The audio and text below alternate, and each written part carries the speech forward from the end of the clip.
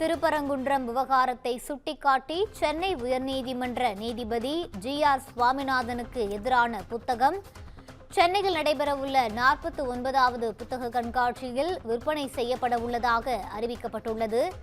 இந்நிலையில் நீதிபதிக்கு களங்கம் விளைவிக்கும் வகையில் உள்ள இந்த புத்தகத்தின் விற்பனைக்கு தடை விதிக்க வேண்டும் என வழக்கு தொடரப்பட்டுள்ளது.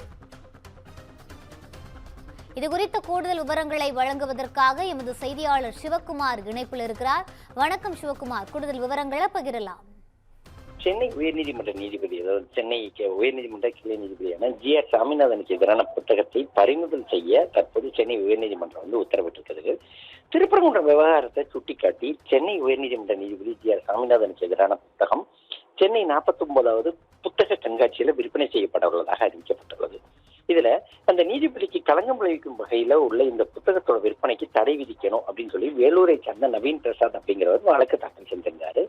இந்த மனுவுல புத்தக கண்காட்சியில் இந்த புத்தகத்தை விற்க ஆரம்பித்தால் அது நீதி நிர்வாகத்தில் செயல்படுவதை போல ஆகிவிடும் என்பதால் இந்த புத்தகத்தை விற்கக்கூடாது அப்படின்னு அரசுக்கு மனு அனுப்பி எந்த நடவடிக்கையும் இல்லை அப்படின்னு சொல்லி தெரிவிக்கப்பட்டிருந்தது.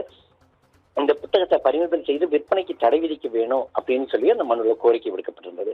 இந்த வழக்கானது இன்னைக்கு தலைமை நீதிபதி SM முஸ்தபா, அதே மாதிரி நீதிபதி G அருள்முருகன் அமர்வில் விசாரணைக்கு வந்ததுங்க. அப்போ மத்திய அரசின் கூடுதல் சொலிசிட்டர் ஜெனரல் AR கதிரேசன் அவர் என்ன சொன்னாரா, களங்கப்படுத்தும் வகையில வார்த்தைகள் உள்ளன, இருக்கும் ஆவணங்களின் அடிப்படையில் நடவடிக்கை எடுக்கலாம் அப்படின்னு சொல்லி அவர் தெரிவித்தாரு.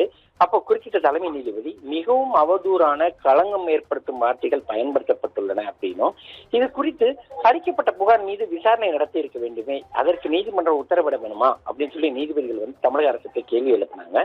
மிகவும் தீவிரமான இந்த விவகாரம் தொடர்பான புகார் மீது என்ன நடவடிக்கை எடுக்கப்பட்டது, கண்காட்சியில இந்த புத்தகத்தை எப்படி விற்பனை செய்ய அனுமதி வழங்கப்பட்டது எனவும் கேள்வி எழுப்பினதோடு இல்லாம அறிவுசார் தளமான புத்தக கண்காட்சியில இது மாதிரியான செயல்களுக்கு அனுமதி வழங்க முடியாது அப்படின்னு சொல்லி தெரிவித்தாரு. தமிழக அரசு தரப்புல ஆஜரான தலைமை வழக்கறிஞர் PS ராமன் புத்தக கண்காட்சி நாளை முதல்வரால் துவக்கி வைக்கப்பட உள்ளது அப்படின்னும், இது போன்ற கேள்விகளை முதல்வரும் விரும்பவில்லை, புத்தக காட்சி அரசால் நடத்தப்படவில்லைனும் பதிப்பாளர்களால் தான் நடத்தப்படுகிறது, இந்த புத்தக கண்காட்சியில் இந்த புத்தகம் விற்கப்படவில்லை என்பது உறுதி செய்யப்படும் அப்படின்னு தெரிவித்ததோடு இல்லாம அதற்கேற்ப காவல்துறை நடவடிக்கை எடுக்கப்படும் உறுதியளித்திருந்தாரு. இதனையடுத்து புத்தக பதிப்பாளர் கீழைக்காற்று பதிப்பகம் மீது தாமாக முன்வந்து நீதிமன்ற அவமதி போலது விசாரணைக்கு எடுத்துக்கொண்ட நீதிபதிகள் இது தொடர்பாக 3 வாரங்கள்ல பதிலளிக்க பதிப்பகத்துக்கு உத்தரவிட்டிருக்கிறாங்க.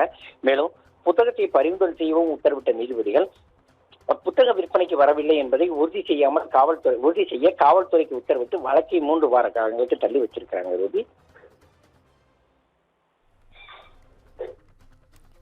விவரங்களை வழங்கியமைக்கு நன்றி சிவகுமார்.